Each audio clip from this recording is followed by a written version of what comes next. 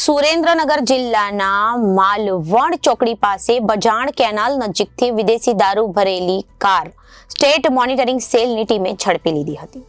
Creta કારમાંથી 1700 વિદેશી દારૂની બોટલો કિંમત રૂપિયા 21,72,055 નો વિદેશી દારૂનો જથ્થો ઝડપી પાડ્યો અને કાર ચાલક ત્યાંથી ફરાર થઈ ગયો હતો.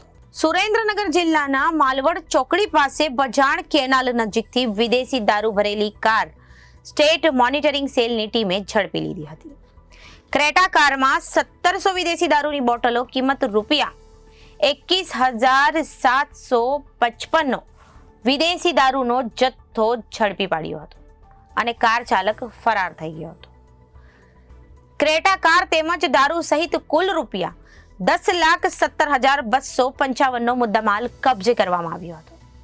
સ્થાનિક પોલીસને અંધારામાં રાખી સ્ટેટ મોનિટરિંગની સેલની ટીમે વિદેશી દારૂનો જથ્થો ઝડપી પાડતા સ્થાનિક પોલીસની કામગીરી સામે અનેક સવાલો ઊભા થયા છે. Bureau report Janadesh news Surendranagar.